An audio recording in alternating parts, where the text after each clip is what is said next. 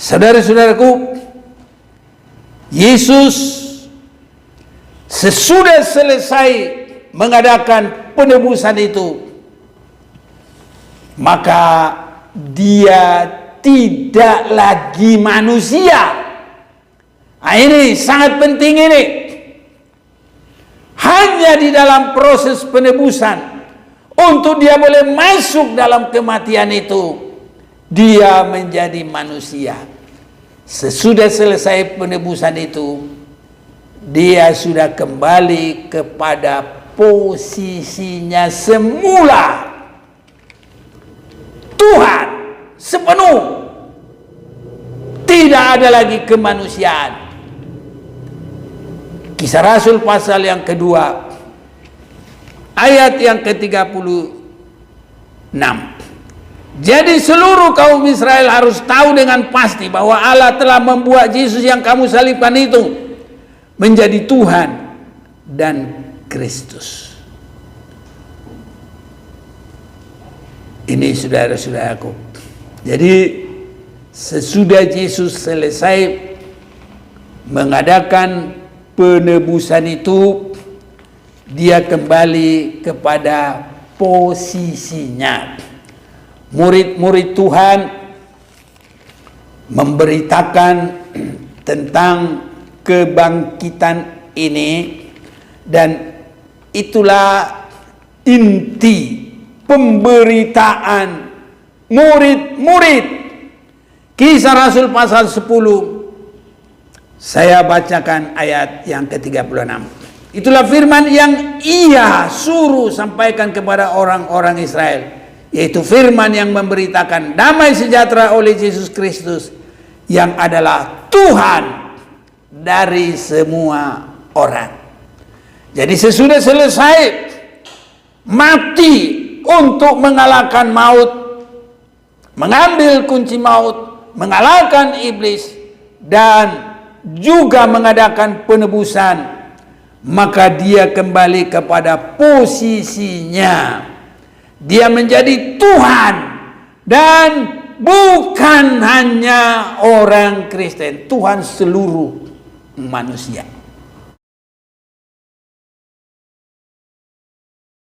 Saudara-saudaraku yang kekasih, salam dalam Tuhan kita Yesus Kristus. Penting sekali berulang-ulang kita akan memperhatikan, karena terlalu banyak pertanyaan-pertanyaan tentang apakah Yesus itu Tuhan atau manusia. Sering sekali itu pertanyaan. Saudara-saudaraku yang kekasih, Yesus itu sebelum dia manusia, dia disebut firman. Dan itulah di dalam kesatuan dari Bapa, karena sama dengan kita juga manusia, kita punya tubuh, tapi di dalam tubuh kita itu ada roh kita. Apalagi kalau kita sudah dibasuh darah Yesus, ada roh Allah di dalam kita. Dan kita juga bisa menyampaikan isi hati kita lewat perkataan kita. Jadi kalau kita mau sebutkan manusia itu di dalam kelengkapannya sebagai manusia hidup, punya tubuh, punya roh, dan dia bisa berkata-kata. Ini saudara-saudaraku, sebelum Yesus itu menjadi manusia, dia adalah firman. Untuk apa dia menjadi manusia? Itulah proses keselamatan. Jadi kemanusiaan Yesus hanyalah di dalam proses penyelamatan. Proses penyelamatan. Dan Alkitab mengatakan bahwa pada mulanya adalah firman. Firman itu bersama-sama dengan Allah, dan firman itu adalah Allah. Itu di dalam permulaan kitab Injil Yohanes. Saya bacakan bagi kita. Pada mulanya adalah firman. Firman itu bersama-sama dengan Allah, dan firman itu adalah Allah. Ia pada mulanya bersama-sama dengan Allah. Segala sesuatu dijadikan oleh Dia, tanpa Dia tidak ada sesuatu pun yang telah jadi dari segala yang telah dijadikan. Jadi dalam ayat 1 ini jelas sekali, pada mulanya adalah firman.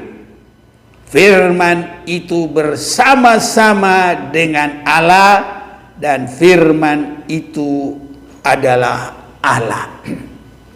Benar sekali saudaraku, di dalam penciptaan awal disebut Allah. Kejadian pasal 1 ayat yang pertama. Pada mulanya Allah menciptakan langit dan bumi. Ini saudara-saudaraku, pada mulanya Allah menciptakan langit dan bumi. Bumi belum berbentuk dan kosong, gelap gulita menutupi samudra raya, dan roh Allah melayang-layang di atas permukaan air. Berfirmanlah Allah, jadilah terang, lalu terang itu jadi. Jadi di sini kita lihat lagi Allah, roh Allah dalam ayat yang kedua. Jadi dalam ayat 1 Allah, ayat yang kedua roh Allah, dan ayat yang ketiga berfirmanlah Allah. Jadi kata Allah itu kita lihat sebagai pribadi Allah itu, kedua roh Allah itu, ketiga firman Allah. Saudara-saudaraku, inilah hal yang kita mengerti. Alkitab menunjukkan bagaimana keberadaan Tuhan. Jadi pribadi Allah itu roh Allah dan firman Allah. Manusia disebut dicipta segambar dengan Allah. Kejadian 1 ayat yang ke-26, berfirmanlah Allah, baiklah kita menjadikan manusia menurut gambar dan rupa kita, supaya mereka berkuasa atas ikan-ikan di laut dan burung-burung di udara, dan atas ternak, dan atas seluruh bumi, dan atas segala binatang melata yang berayap di bumi. Nah, jadi manusia itu dicipta menurut gambar dan rupa Allah. Maka Allah menciptakan manusia itu menurut gambarnya. Ini ayat 27. Menurut gambar Allah diciptakannya dia laki-laki dan perempuan. diciptakannya mereka. Itu sebabnya kita juga manusia, kita sangat berbeda dengan binatang. Kita punya tubuh, kita punya roh, dan kita juga bisa bersuara. Itu adalah menurut gambar Allah. Ini saudara-saudaraku yang kekasih, itulah bagaimana Allah dinyatakan dalam Injil Yohanes dan juga di dalam kitab Kejadian. Maka saudara-saudaraku, di dalam Perjanjian Baru yang disebutkan dimulai dengan 4 Injil, itu memberitahukan tentang Yesus Kristus. Dan bagaimana dia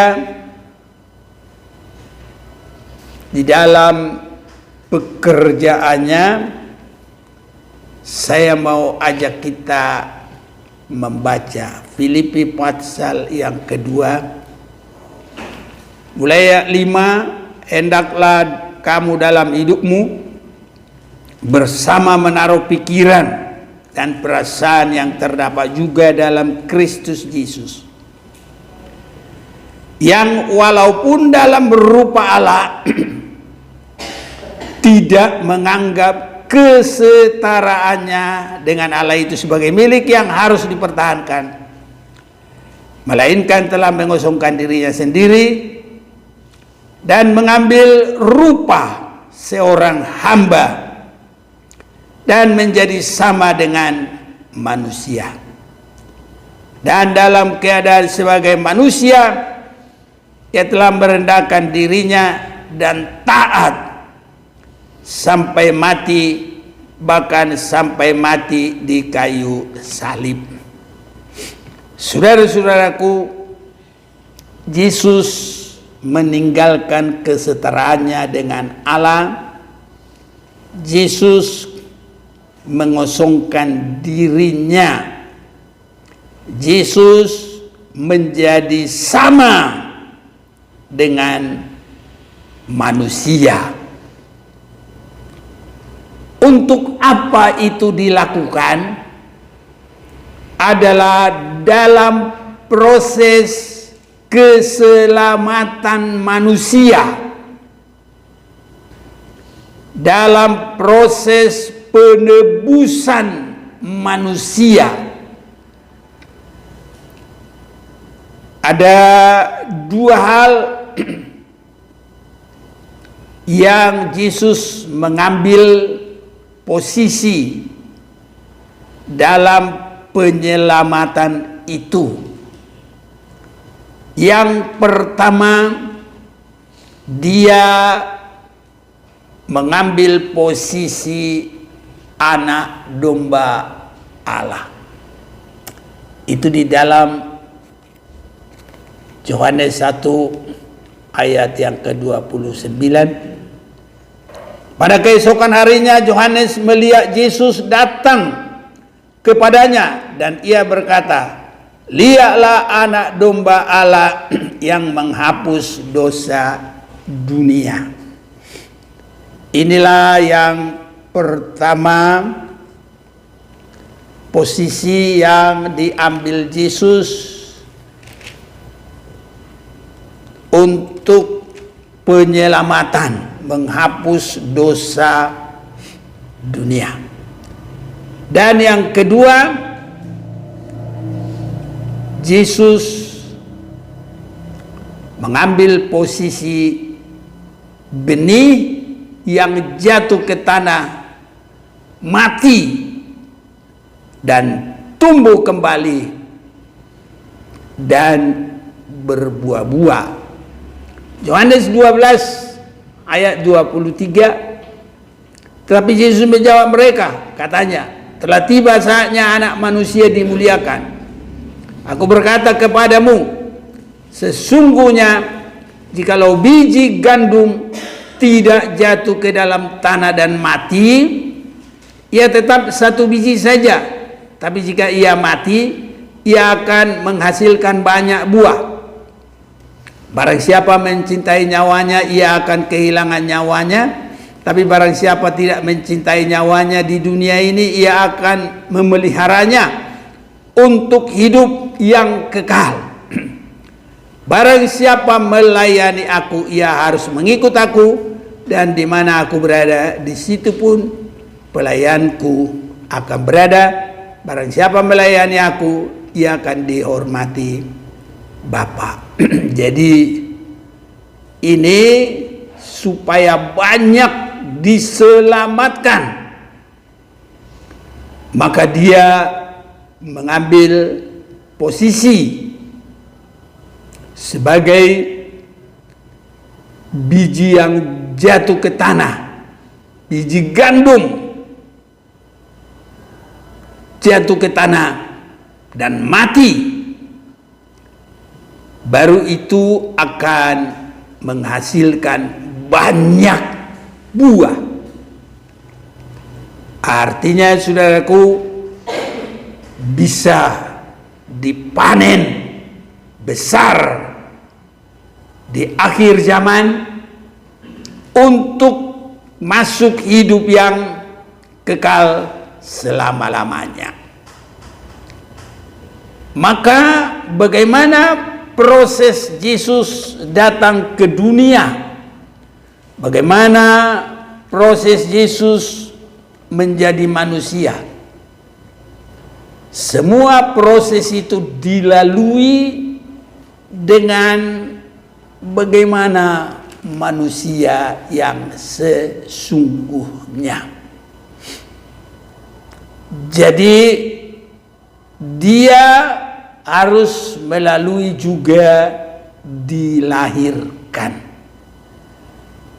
Tetapi kita akan lihat dulu di dalam Yohanes 1 tadi, ayat yang ke-14, firman itu telah menjadi manusia dan diam di antara kita, dan kita telah melihat kemuliaannya, yaitu kemuliaan yang diberikan kepadanya sebagai anak tunggal Bapa, penuh kasih karunia dan kebenaran. Jadi firman itulah menjadi manusia.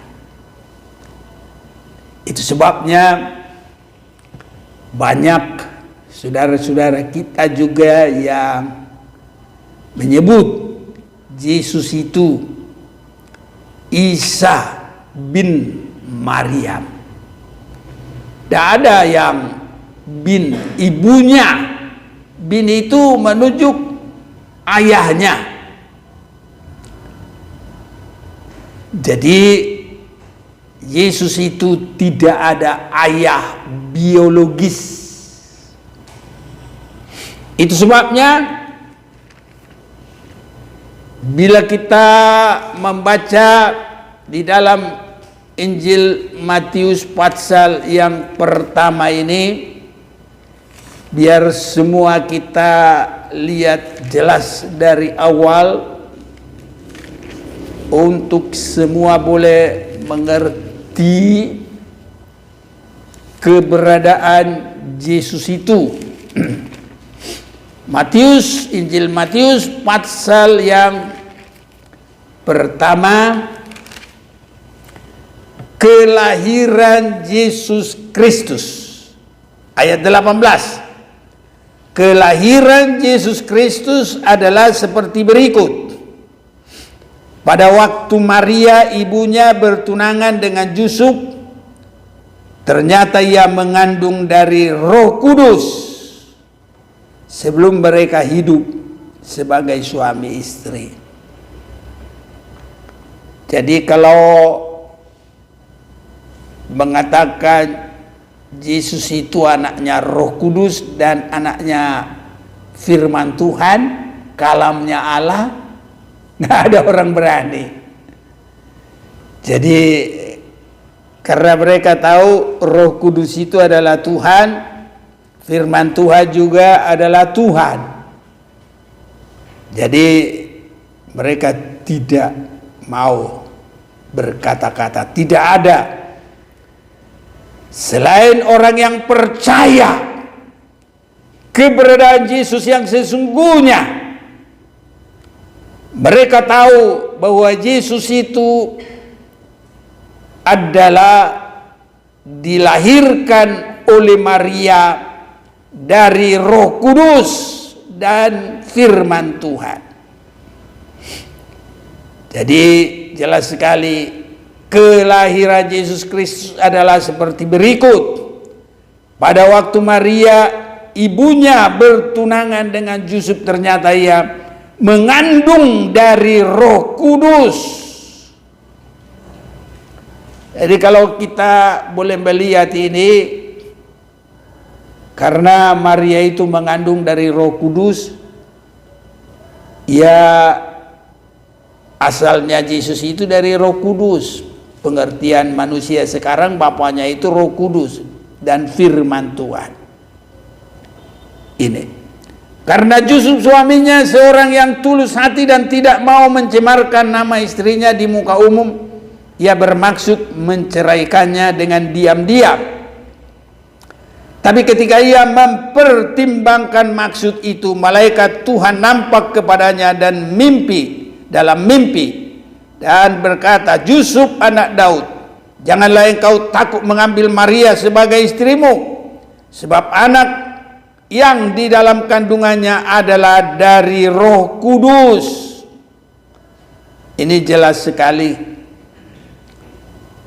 Dan ada juga ini dituliskan dalam kitab yang lain.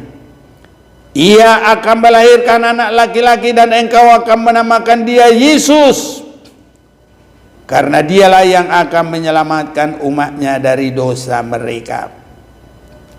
Jadi Yesus adalah nama Tuhan yang menjadi manusia. Yesus khusus adalah nama penyelamatan. Dan Yesus itu diterima di bumi ini sesudah kelahirannya. Dan arti daripada Yesus adalah juru selamat. Di sini karena dialah yang akan menyelamatkan umatnya dari dosa mereka. Jadi sudah jelas sekali bagaimana Maria mengandung dari Roh Kudus dan firman, dan namanya juga tidak boleh yang lain-lain, harus Yesus. Dan arti Yesus adalah juru selamat, menyelamatkan dari dosa. Namun nama itu bukan nama sembarangan. Malaikat itu ditugasi untuk menyampaikan kepada Maria dan Yusuf bahwa nama yang dilahirkan itu harus Yesus. Itu dia adalah utusan dari Bapa langsung, pribadi Allah Bapa kita langsung. Itu sebabnya kita boleh membaca kembali di dalam Injil Yohanes ini, Injil Yohanes pasal yang ke-17.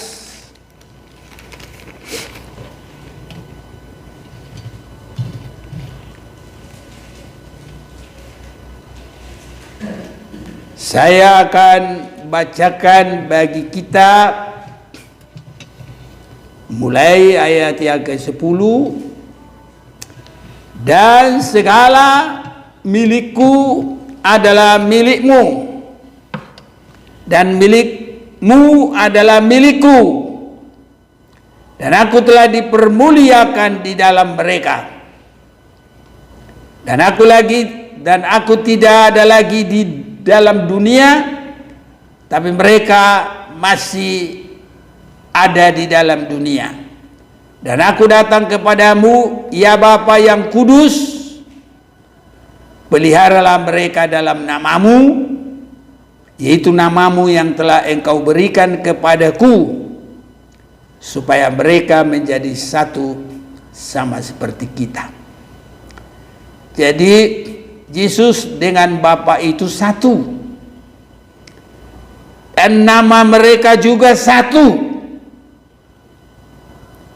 Karena Yesus itu adalah juga nama dari Bapa itu. 12, selama aku bersama mereka, aku memelihara mereka dalam namamu, yaitu namamu yang telah engkau berikan kepadaku. Aku telah menjaga mereka, dan tidak ada seorang pun dari mereka yang binasa selain daripada dia yang telah ditentukan untuk binasa, supaya genaplah yang tertulis dalam kitab suci. Saudara-saudaraku, kita mau kembali melihat Yesus di dalam proses keselamatan itu mengambil dua posisi. Satu, anak domba Allah, dan yang kedua, biji gandum yang jatuh dan mati. Dua-duanya adalah masuk dalam kematian. Ini, saudara-saudaraku, bagi mereka yang tidak mengerti sejarahnya, ada dua bagian tertulis.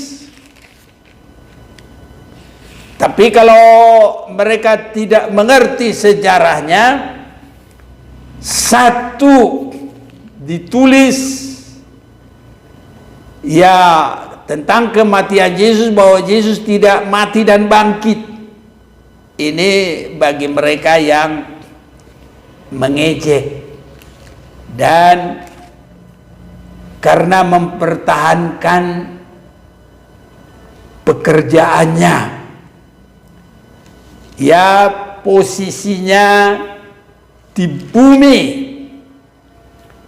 Di dalam Injil Matius pasal yang ke-28, mulai ayat 11. Ketika mereka di tengah jalan, datanglah beberapa orang dari penjaga itu ke kota dan memberitahukan segala yang terjadi itu kepada imam-imam kepala. Dan sesudah berunding dengan tua-tua, mereka mengambil keputusan lalu memberikan sejumlah besar uang kepada serdadu-serdadu itu, dan berkata, kamu harus mengatakan bahwa murid-muridnya datang malam-malam dan mencurinya ketika kamu sedang tidur. Dan apabila hal ini kedengaran oleh wali negeri, kami akan berbicara dengan dia sehingga kamu tidak beroleh kesulitan apa-apa. Mereka menerima uang itu dan berbuat seperti yang dipesankan kepada mereka. Dan cerita ini tersiar di antara orang Yahudi sampai sekarang ini. Jadi kalau kita perhatikan dalam Alkitab ini panjang lebar diberitakan tentang kematian Yesus. Sebagai anak domba dia harus tersembelih, mati. Sebagai biji gandum dia harus terkubur, mati, dan tumbuh. Yang lain baru berbuah banyak. Jadi tentang kematian Yesus itu terlalu banyak. Tapi ada yang sedikit ini, dusta mahkamah agama yang memberi suap, sogok kepada para penjaga.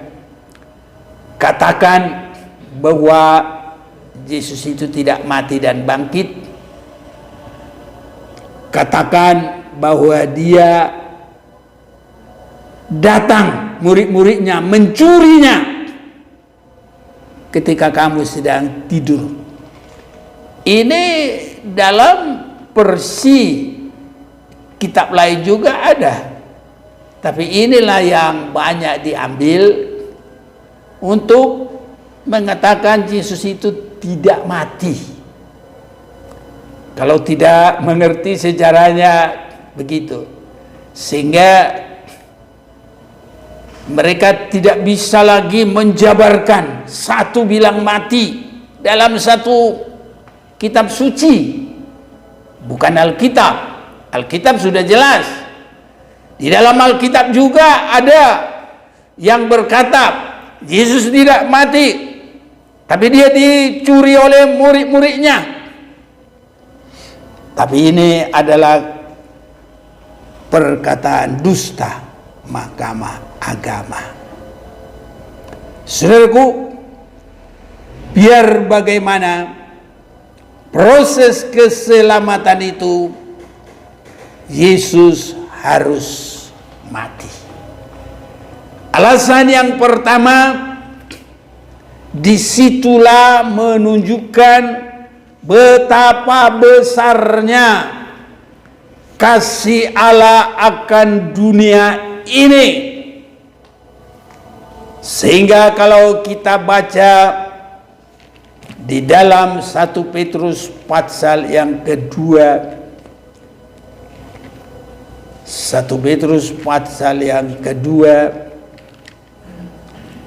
saya mau ajak kita memperhatikan firman Tuhan ini.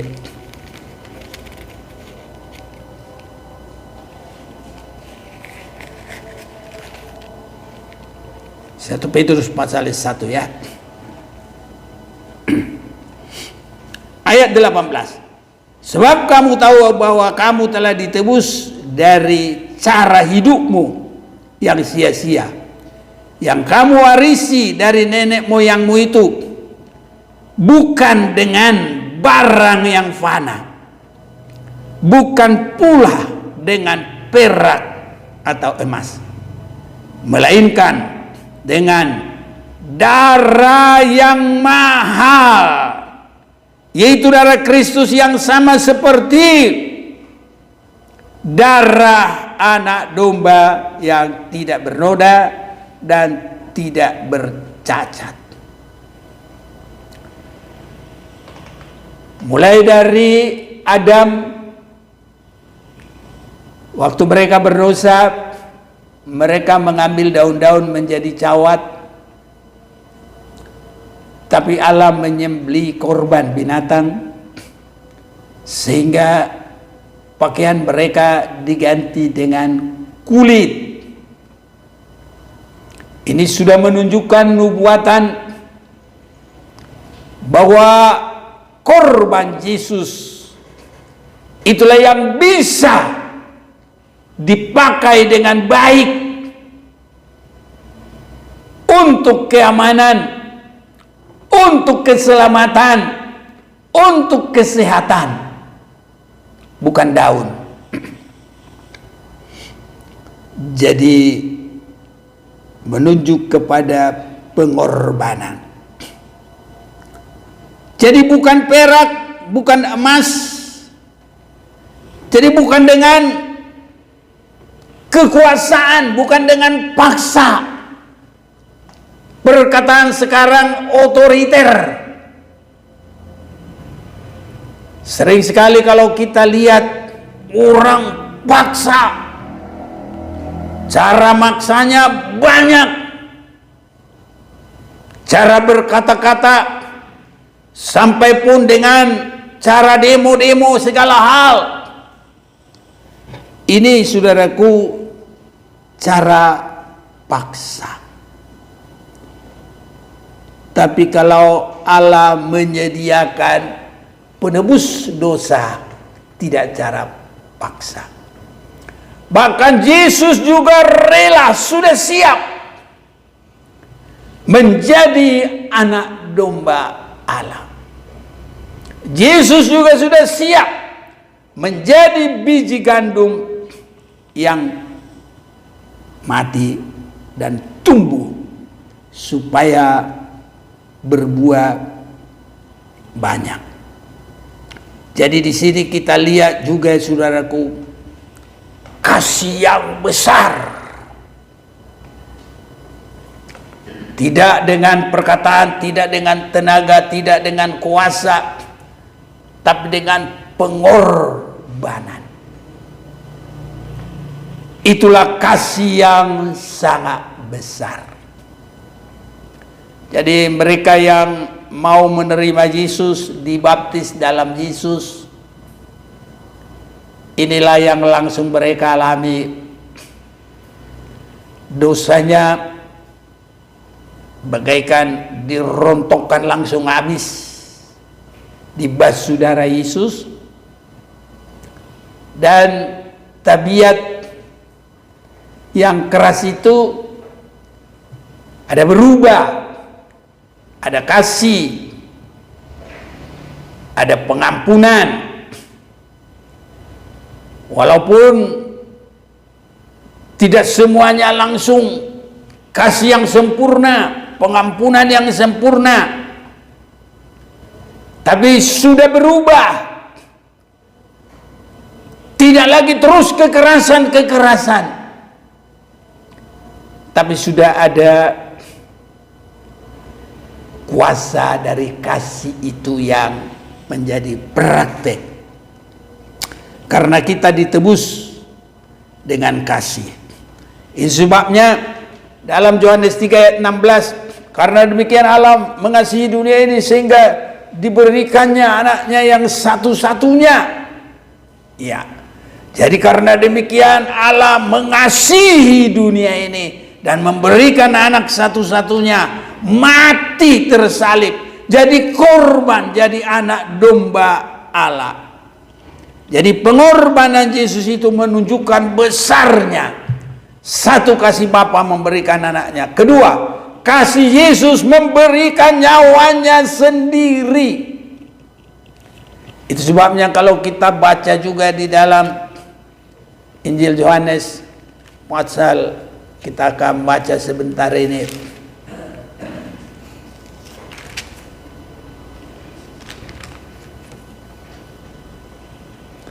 Pasal yang ke-15 ayat 13. Tidak ada kasih yang lebih besar daripada kasih seorang yang memberikan nyawanya untuk sahabat-sahabatnya.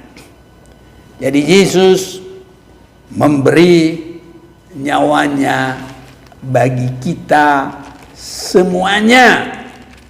Dan kalau kita sambung lagi Yohanes 10 ayat yang ke-11, akulah gembala yang baik. Gembala yang baik memberikan nyawanya bagi domba-dombanya.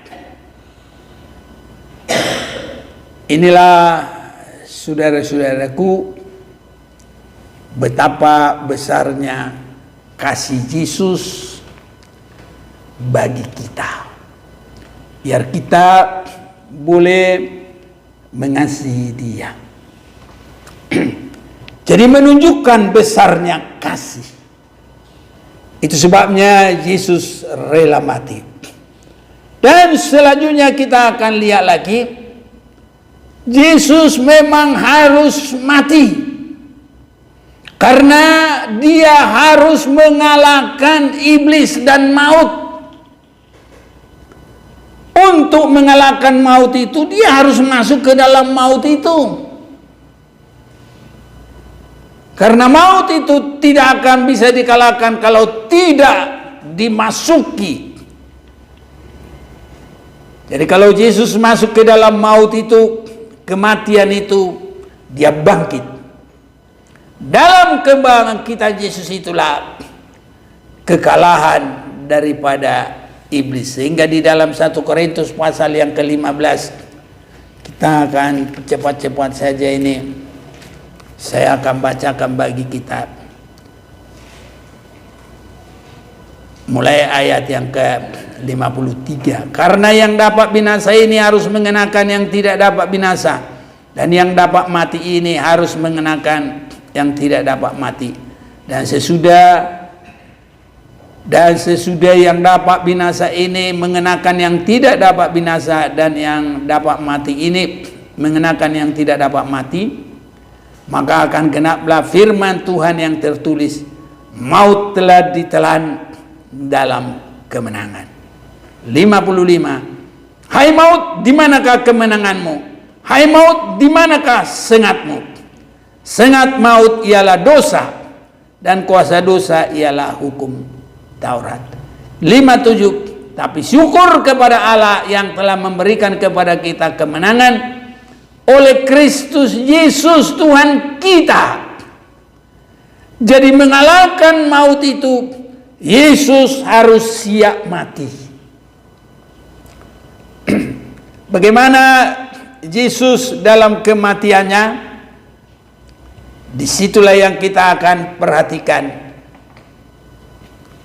Banyak orang mengolok-olok Tuhan mereka mati. Saudara-saudaraku, sewaktu Yesus mengadakan keselamatan, dia sudah meninggalkan kesetaraannya dengan Allah kepada Bapaknya. Nah, dia tinggalkan semua kemuliaannya, dia tinggalkan kealahannya, supaya dia boleh mati, supaya dia boleh dilihat oleh manusia. Sebab kalau Allah yang Maha Kuasa datang ke bumi, Musa saja tidak bisa melihat mukanya, dia hanya bisa melihat dari belakang. Ini saudara-saudaraku, dalam perjanjian lama, kalau mereka merasa melihat Allah itu, mereka ketakutan, mereka sudah merasa mati. Itu sebabnya Yesus itu sudah meninggalkan kesetaraannya dengan Allah, sehingga dia menjadi manusia. Dan di dalam keadaan manusia, dia ambil posisi anak domba. Dan posisi anak domba di dalam Yesaya pasal yang ke-53 itu, dia bagaikan domba yang keluh kepada yang membantainya dan kepada yang mengguntingi bulunya. Itu sebabnya saudaraku, waktu di kayu salib itu, jubah yang terakhir diambil oleh para laskar. Diambil karena dia harus bagaikan domba yang tersembelih. Kalau domba itu tinggal bulunya, itu pun diguntingi. Itu sebabnya saudaraku, menunjukkan kasihnya dan penebusan itu luar biasa bagi kita. Kasih Allah itu luar biasa. Tetapi disitulah orang yang tidak mengerti berkata, Tuhan mereka pakai cawat. Saudara-saudaraku, ada yang mengolok disalib, kepalanya ke kiri atau ke kanan. Ini saudara-saudaraku,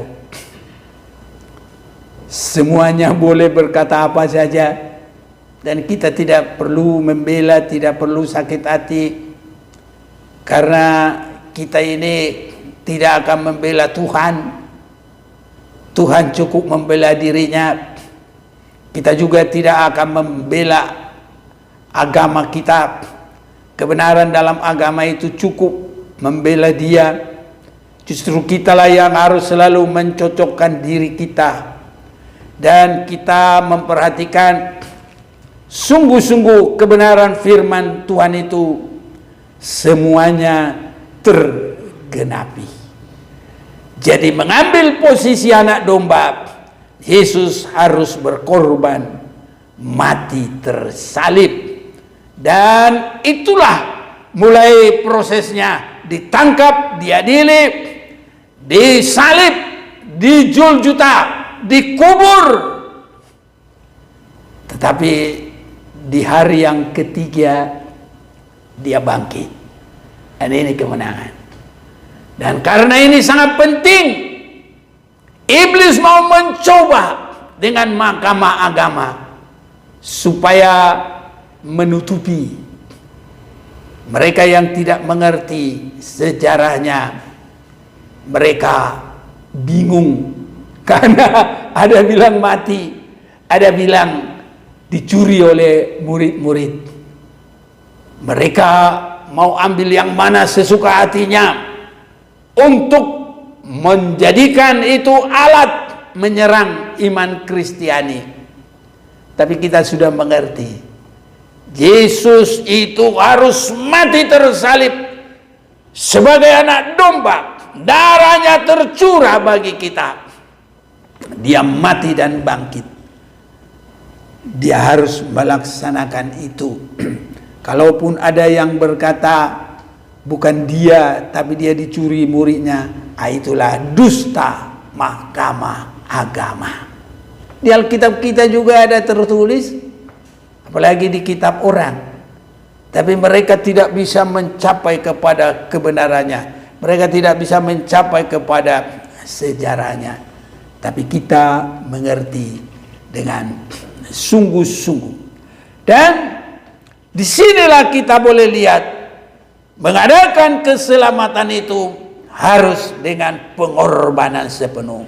Dan mengalahkan iblis itu juga harus dengan kelembutan. Iblis penuh kekerasan, Yesus rela mati. Iblis mencuri dan membunuh, tapi Yesus penuh dengan kasih, rela sampai kepada mati sekalipun. Iblis itu memaksakan dengan kekuatan, dengan kesombongan. Yesus dengan rendah hati, tidak ada sedikit pun pemaksaan. Ini sehingga dosa ditebus, iblis dikalahkan, maut juga dikalahkan. Lengkaplah, maut dikalahkan, iblis dikalahkan, dosa ditebus. Harus posisi Yesus anak domba Allah. Saudara-saudaraku yang kekasih, biarlah semua kita boleh mengalami anugerah dan berkat ini.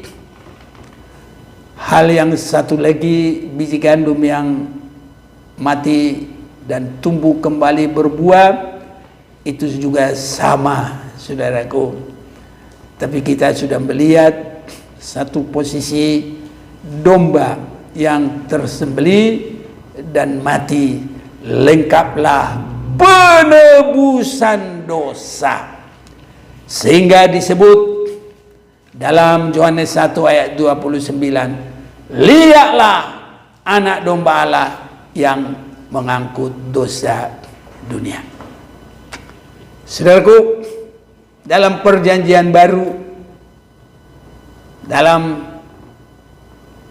Yohanes pasal 1 ditampilkan Yesus anak domba Allah. Dan di dalam Wahyu pasal 19,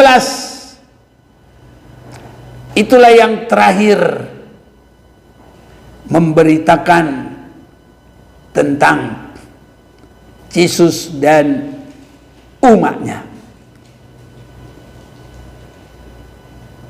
Di dalam proses lanjutan penebusan itu. Karena pasal 20 itu sudah kerajaan 1000 tahun. Wahyu pasal 20, Wahyu pasal 21 dan 22 itu Yerusalem baru. Maka Wahyu pasal 19 disitulah pernikahan. Dan pernikahan itu juga, saudaraku, itu jelas anak domba Allah. Ini saudara-saudaraku, saya akan bacakan. Tadi Yohanes 1 ayat 29 sudah. Sekarang Wahyu pasal 19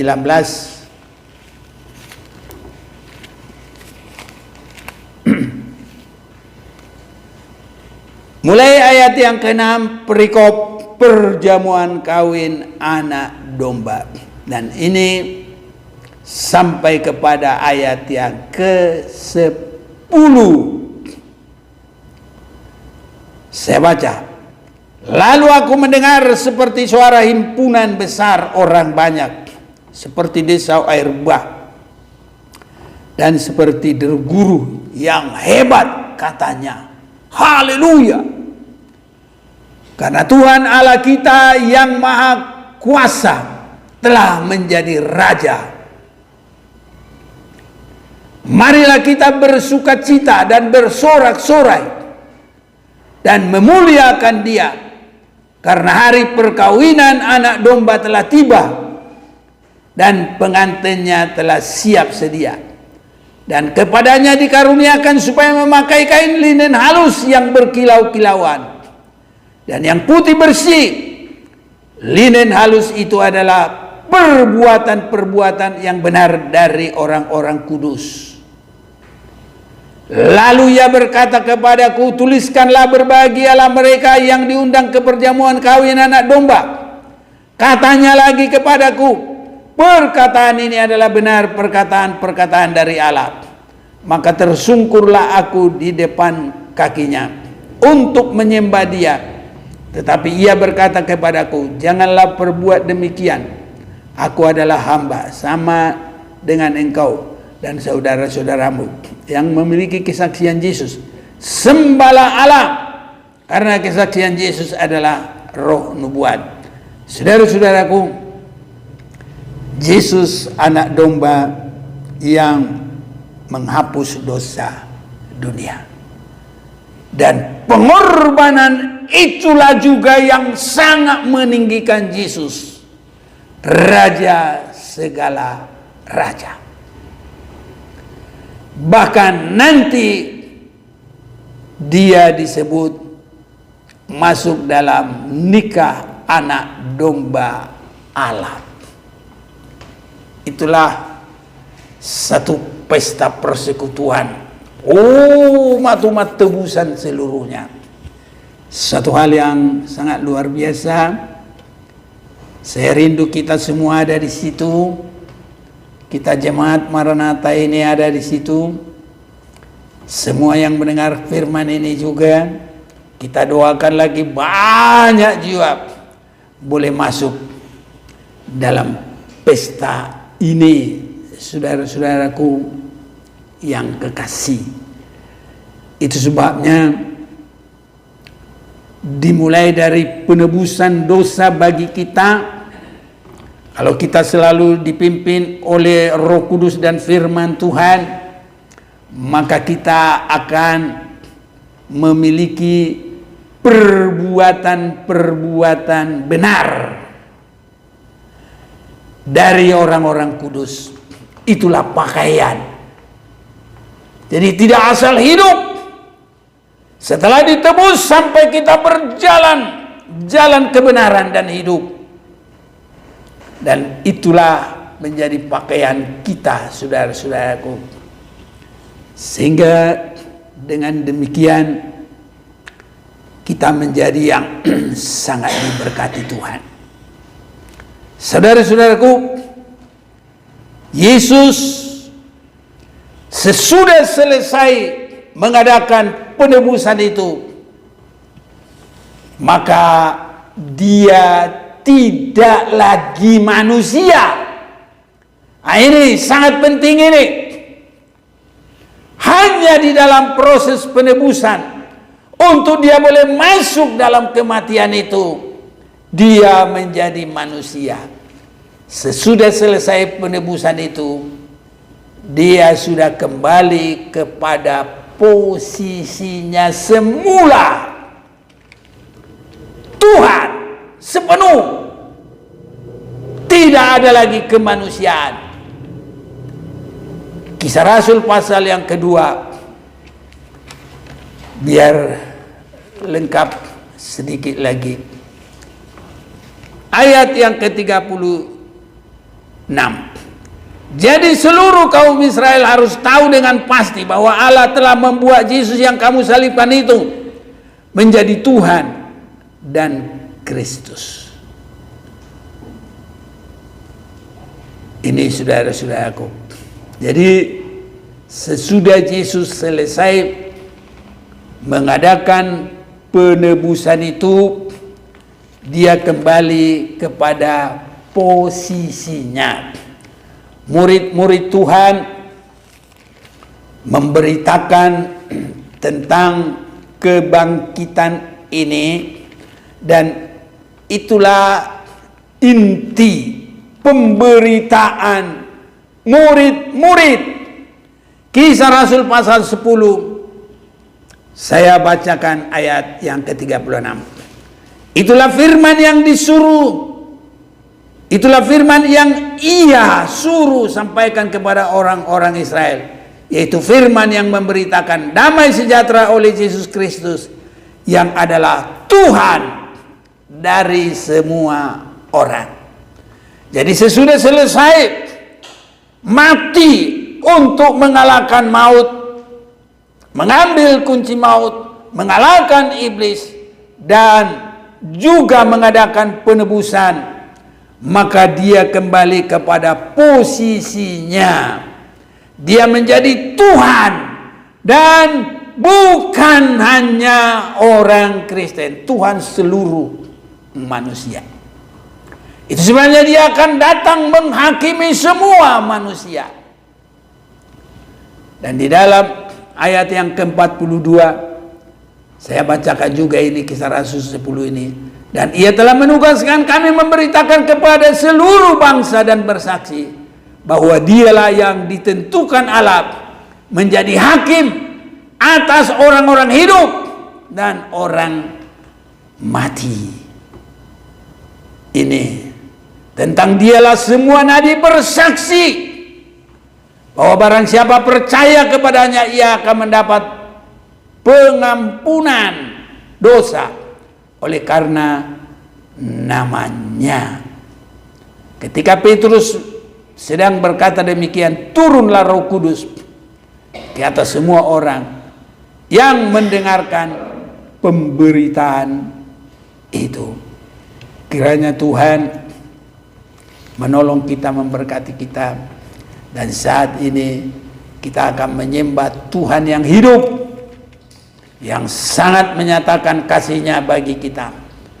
Tuhan semua orang, yang akan menghakimi semua orang. Sebab Engkaulah yang Maha Tinggi.